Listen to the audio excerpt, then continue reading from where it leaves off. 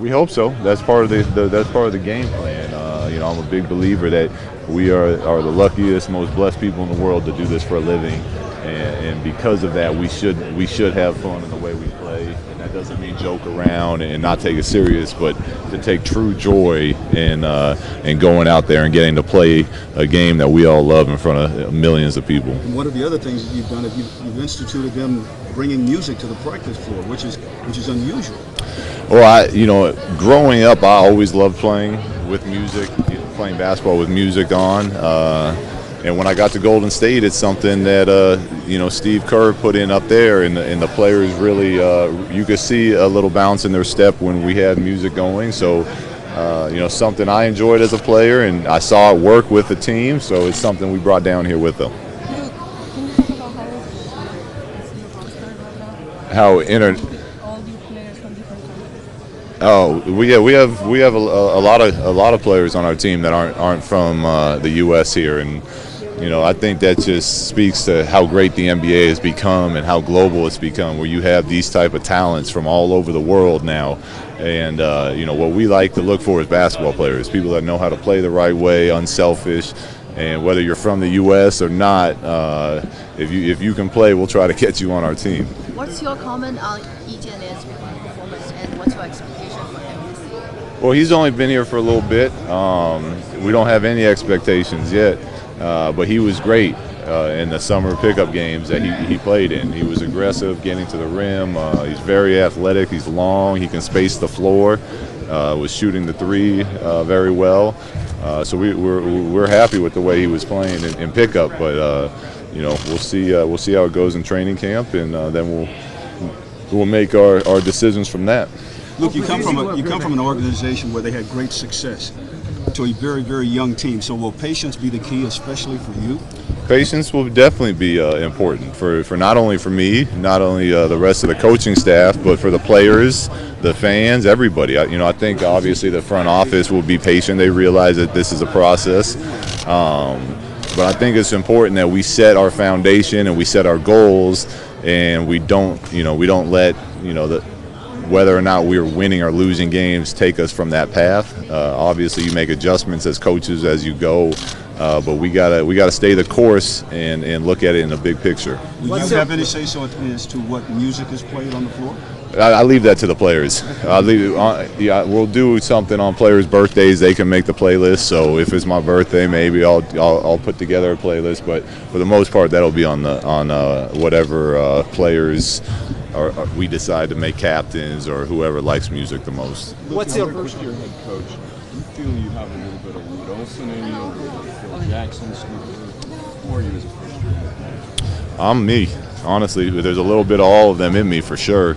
I'm a stickler for fundamentals, and that started with Coach Olson. The joy and relationship I plan on having with my players, I got a lot of that from Steve. And my overall view of how the game should be played, a lot of that comes from Phil. Now, how much of each is what I think makes each person unique, and which makes me my own coach. But there's definitely influences from all of them in the way that I approach this job. Lou, have you thought about, are you going to talk to your team about the social issues that we're facing now that other members on other teams and other sports are demonstrating? Yeah, we've talked to the team about it as a group actually this morning, and it's obviously a very serious, important issue, and I think there's something needs to be done. This country is too great to have happen what keeps happening, and what that is, we'll decide as a group and continue to talk about what we can do. But I think most importantly, it's what we get behind as an organization, individually, as a team. I know a lot of the media runs with what happens during the national anthem, which is a very big subject because it's touchy from both sides.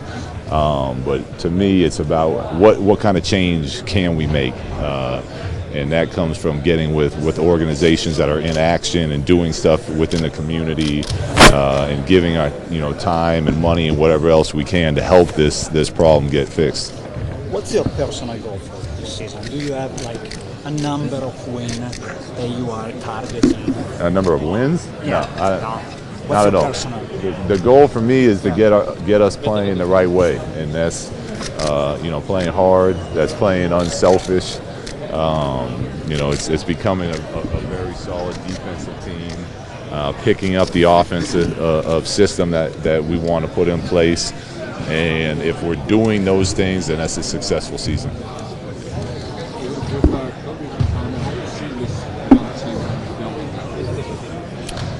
Well, I don't know. That's what's part of the fun. We don't know yet. It'll be interesting to find out, and I'm sure we will in training camp. And I'm sure we will 2 months from now, and even more so, further down the road again. Adversity brings that stuff out. Who's the leaders? Who's stepping up when things are tough? And that's, as a coaching staff, is part of the joy of finding that out and making changes along the way.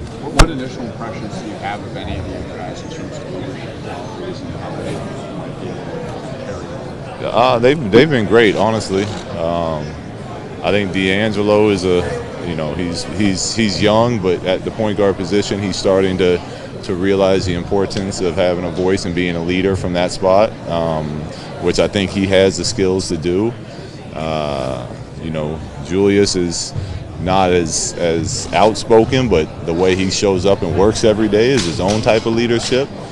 Clarkson the same way. He's in the gym, working as hard as anybody twice a day. So there's different little things that they all bring to the table that, like I said, as we get into the season, we'll be able to know on a more personal level who the leaders are. You mentioned Dean. Is that something that you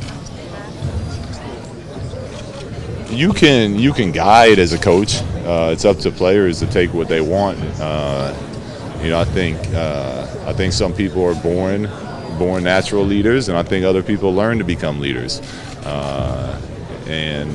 I think I'm impressed with how D'Angelo's trying to make that part of who he is as a player.